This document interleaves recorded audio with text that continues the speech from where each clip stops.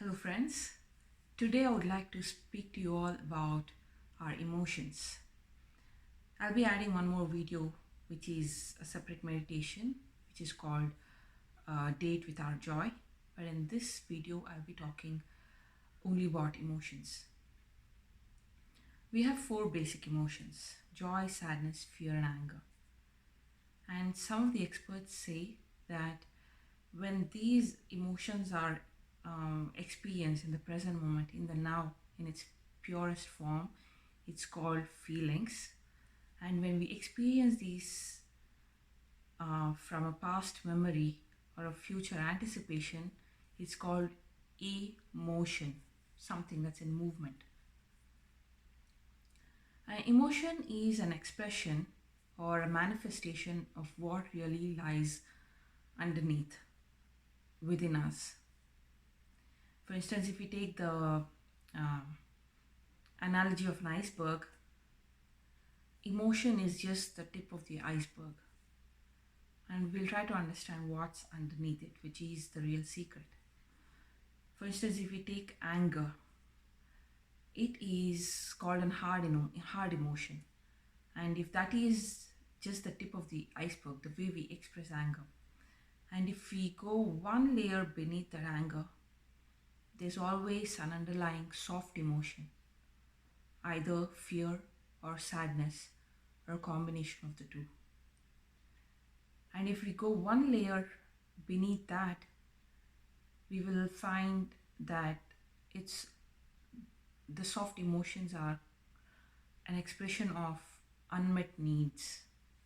These unmet needs stem from our childhood or even conception. So some of the basic needs that we can name are a sense of belonging, support, to be seen, to be heard, to be accepted, the freedom of expression, freedom of speech, the basic material needs like food, clothing, and nourishment, to be respected, and many more. It's a long list.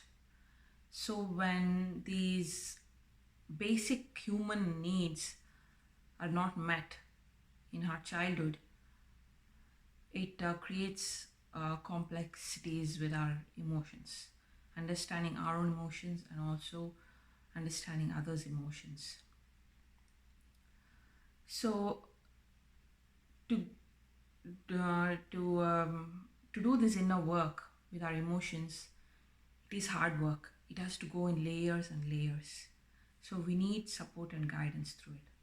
Because when we try to do it on our own, it kind of becomes like a hamster's wheel. We go in circles again and again because we have a lot of blind spots about our personality within us.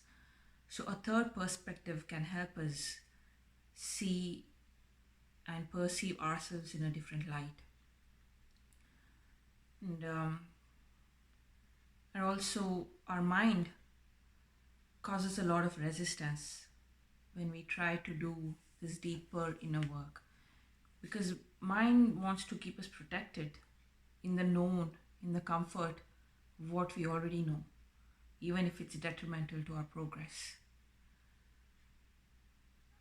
And more so, these emotions, when they're combined in combinations in various degrees, they create more complex syndromes. For instance, depression is a combination of deep sadness and fear, and anxiety is a combination of fear and anger. Hysteria is a combination of fear and joy, and so on and so forth. The combinations are varied and it creates complex emotional network in our brains.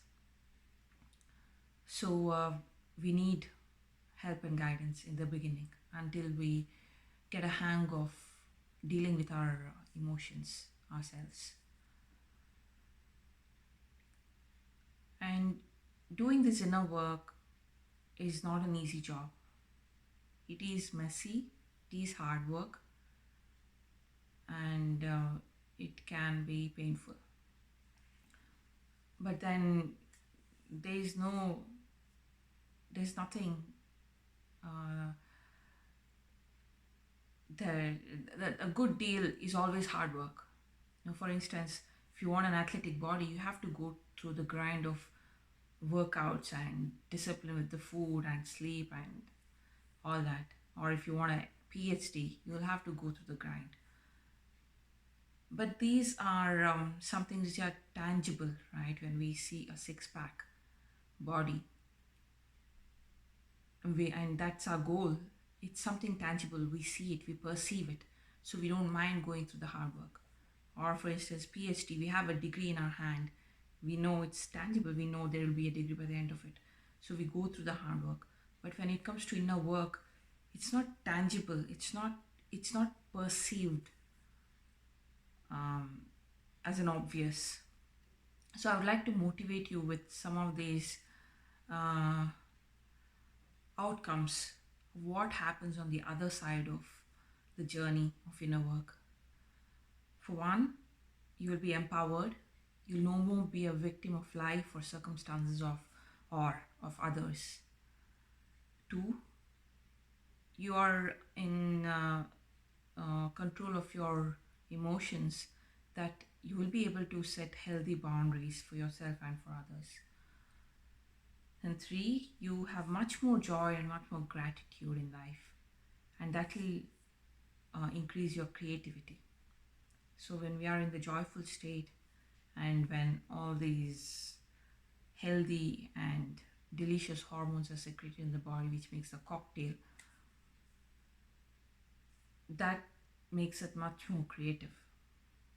And then the list goes on, you know. We are much more motivated in life, and we are much more resilient to all the problems and challenges of life, because life is, it's not a straight line. It is a roller coaster no matter what. So better knowledge of our emotions and better relationship with our emotions create a resilience. It creates resilience within us to be able to better deal with life. So these are some of the goodies if you are willing to take that one step towards your own inner work. And I hope and pray that you'll be motivated to do that. And I'll see you in the next session. I hope to see you in the meditation, and I thank you for sharing your valuable time with me. See you soon.